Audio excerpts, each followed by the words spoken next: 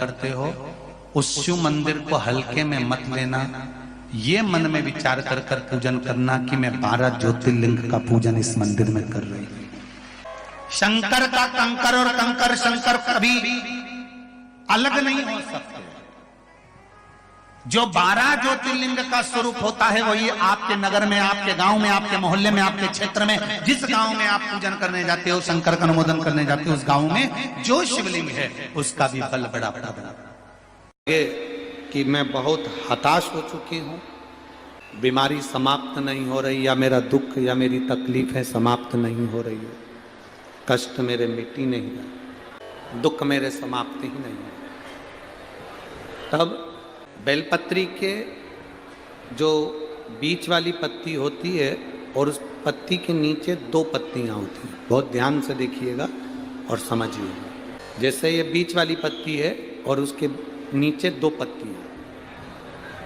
इसके मध्य में जो डंडी है बेलपत्री के और ये 2 पत्ती के बीच में जो डंडी रहती है, समझते हैं ना सब लोग, समझ रहे हैं ना। बेलपत्री की बड़ी पत्ती, पहले नंबर की पत्ती, और उसके नीचे की 2 पत्ती, उसके बीच की जो डंडी होती है, इस डंडी में चंदन का लेपन कर कर ये बीच की जो भाग है डंडी है उसमें, ये तो 2 पत्ती हो गई, एक ये पत्ती हो गई। अब ये जो बीच का भाग है, सब लोगों को देख रहे होंगे, तो बीच का जो ये भाग है, इस बीच के भाग पर चंदन का लेपन कर 7 दाने चावल के लेकर, जब तुम्हें लग रहा है कि ये बीमारी समाप्ति नहीं हो रही, पकड़ के बैठ गई, ये तो छूटी नहीं रही, डॉक्टर अपना काम करें, या कोई ऐसी बात है कि अदालत में कोई केस चल रहा है, या प्रशासनिक कोई तकलीफ आ रही है, या अपने घर में कोई व्यापार से जुड़ी हुई या कोई धन से जुड़ी हुई कोई प्रॉब्लम है और वो समाप्ति नहीं हो रही, बहुत आप लोगों ने कर लिया, तब ये बेलपत्री इसके मध्य की जो डंडी है, इस मध्य की डंडी में चंदन लगाकर 7 दाने चावल के लेकर आप जब द्वार में से मंदिर के अंदर प्रवेश करते हैं, जैसे ये मंदिर का मुख्य द्वार है, मुख्य द्वार से मतलब शंकर जी को जब जल चढ़ाने के लिए हम लोग अंदर जाते हैं, उसके पहले नंदी आ जाता है, नंदी के भी पहले का जो दरवाजा, मंदिर का मुख्य द्वार, उसको समझ अंदर प्रवेश करते उसके पहले चंदन लगी हुई बेलपत्र और 7 दाने चावल के हाथ में लेकर नंदी के सीधे हाथ की ओर से, मतलब आपका भी सीधा हाथ है तो नंदी का भी सीधे हाथ की ओर से, आप नंदी के कानों में अपनी बात को कहकर ये बेलपत्री और 7 दाने चावल के ओम नमः शिवाय बोलकर, नमः शिवाय बोलकर, या श्री शिवाय नमस्तुभ्यम कहकर डंडी का मुख अशोक सुंदरी की ओर हो और शिवलिंग पर उसको समर्पित कर दो चावल के दाने के साथ। केवल 2 या 3 सोमवार आप करेंगे, धीरे धीरे रोग में दवाई लगना प्रारंभ हो जाएगी और रोग समाप्ति पर जाएगा और आपका कार्य भी सफल होगा। 2 या 3 सोमवार में, ज़्यादा हमको नहीं करना है, 2-3 सोमवार भी आपने कर लिया तो कर लिया। ये बेलपत्र, इसके मध्य की जो ये डंडी है, मध्य का जो भाग है, हम पहले भी एक बार कहे हैं, छोटी मोटी अगर कोई बात हो ना, छोटी मोटी अगर कोई बात हो, ज़्यादा बड़ी भी नहीं, छोटी मोटी भी हो ना, और तुम शंकर जी के मंदिर में जल चढ़ाने जा रहे हो, तुम्हारे पास में बेलपत्र नहीं है, शंकर जी की बेलपत्र उठा लो, छोटी मोटी कोई बात हो, बस इस डंडी के मध्य भाग पर अपनी उंगली रखकर अपने दिल की बात बाबा से कहकर चढ़ाकर वो लोटा भरा हुआ जो जल है वो समर्पित कर दो, बाबा सुन लेता। छोटी मोटी तो यू ही। आप में से कितने लोग हैं जो शिवालय में जल चढ़ाने के लिए जाते हैं, शंकर जी के मंदिर में जाते हो? रखो अपने पास में, हाथ रखिए, किसी से मत कहो, विपदा है, दुख है, तकलीफ है, कष्ट है, अपने बाबा से तेरे चरणों की सेवक कृपा करना। बृहस्पति महाराज ने अपनी माता स्मृति का कहना माना और प्रभास क्षेत्र में जाकर बृहस्पति बाबा ने शिवलिंग का निर्माण करा, पार्थिव शिवलिंग का निर्माण कर कर पूजन करना प्रारंभ। बृहस्पति बाबा ने जब पार्थिव शिवलिंग का निर्माण कर कर पूजन करना प्रारंभ करी, माताएं आकर कहती थी नहीं हो सकता, शिव नहीं सुनेंगे। इंद्र ने देखा और इंद्र ने देखकर बृहस्पति बाबा की हंसी उड़ाई, क्या शंकर जी पे जल चढ़ाने से शंकर सब कुछ दे सकते हैं? इंद्र हंस रहा है, इंद्र को हंसी आ। जब व्यक्ति को बहुत सारा ज्ञान का अजीर्ण हो जाता है ना, अहंकार ज्यादा बढ़ जाता है, सत्ता का मद बढ़ जाता है, जब व्यक्ति को बहुत अभिमान घेर लेता है और उसको लगता है कि लोग मेरी सुनते हैं, तो वो कुछ भी बोल देता है। जिसके शरीर में कहीं गांठ पड़ रही हो, चाहे वो बच्चादानी में हो, चाहे वो चेस्ट में हो, चाहे कहीं पर भी हो, शिव जी पे चढ़ा हुआ जल जब हाथ में झेलो, हाथ में जब झेलो, तब उस समय पर या तो पंचाक्षर या श्री शिवाय नमस्तुभ्यम मंत्र का जाप करते करते लेकर शिव जी की चढ़ी हुई एक बेलपत्री को लेकर शंकर भगवान के मंदिर के ही बाहर वीरभद्र का नाम लेकर, मणिभद्र का नाम, वीरभद्र नहीं मणिभद्र का नाम लेकर, जो भगवान शंकर के गण हैं, दरवाजे के द्वार पर हैं, मणिभद्र का नाम लेकर दरवाजे के बाहर बैठकर उसका आचमन कर कर उस बेलपत्री को वहीं पर खाना चालू कर दो। भले हफ्ते में 2 बार खाओ, धीरे धीरे गांठ गलना प्रारंभ हो जाएगी। मणिभद्र का स्मरण दिल से कहूं आप लोगों से, आप स्वीकार करिएगा, दुख की घड़ी में कोई आए चाहे ना आए, अगर आपने दिल से, कर्जा हो गया, समस्या विकट हो गई, तकलीफ बढ़ गई, दुख बढ़ गया,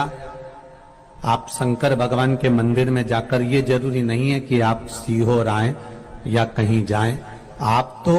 आपके घर के पास में जो शिव मंदिर हो, उस मंदिर में 1 लोटा जल चढ़ाना चालू कर दो,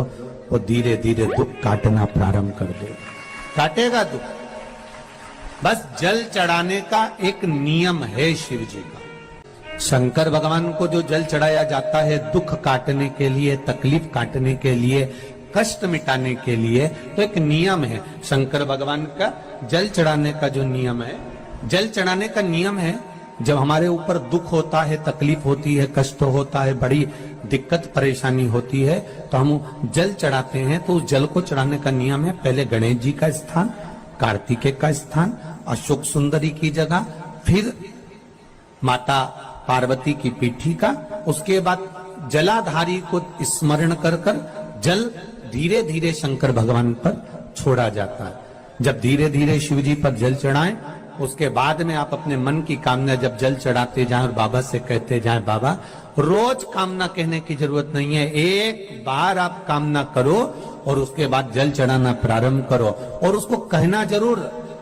तेरे दरबार से कोई खाली नहीं गया मेरे शंभू, मैं नहीं जानती, मैं तो इतना जानती हूँ कि कंकर शंकर है और तू सुनता जरूर है। ब्रह्मा ब्रह्म लोक में है, भगवान विष्णु वैकुंठ लोक में है, पर मृत्यु लोक में मेरा देवाधिदेव महादेव है, मेरी सुनेगा जरूर। और बाबा से विनय कर कर आप आइए। जल चढ़ाने का नियम,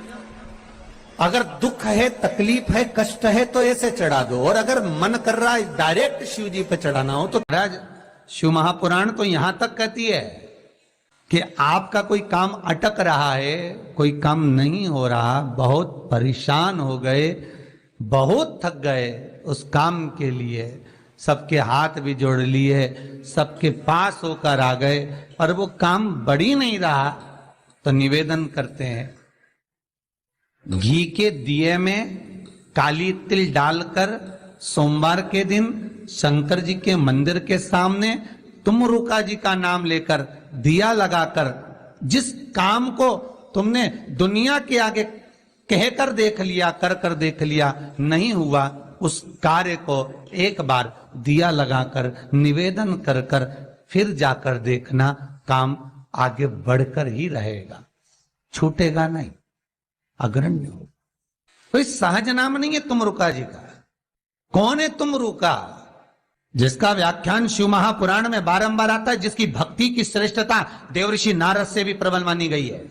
देवऋषि नारद को तो कई बार अभिमान आ गया, एक बार भगवान विष्णु के सामने जाकर कहते हैं कि मेरे बराबर नाम नहीं लेता कोई तुम्हारा। भगवान शंकर के सामने जाकर कहते हैं कि कामदेव को मैंने जीत लिया। ब्रह्मा जी के पास जाकर कहते हैं कि सृष्टि का निराकरण करना आपका काम है, पर मैं सारी सृष्टि का भ्रमण कर लेता हूं एक क्षण में। जो देवऋषि नारद इंद्र के सामने जाकर कहते हैं कि तुम्हें सत्ता का आधिपत्य जताना नहीं आता, आधिपत्य कैसे कहते हैं वो जानते नहीं हो आप। वो देवऋषि नारद,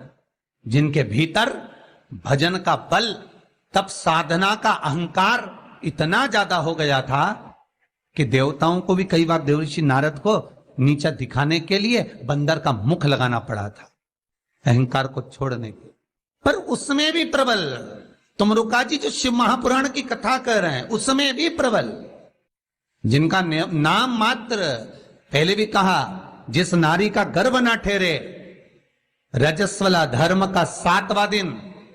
जब नारी 6 दिन तक काम ना करे, 7वां दिन रजस्वला धर्म का, सफेद आंकड़े की जड़ को बुलवाकर उसको शंकर भगवान के शिवलिंग पे से तुम रुका जी का नाम लेकर 21 बार घुमाकर कमर में लाल धागे में बांध ले,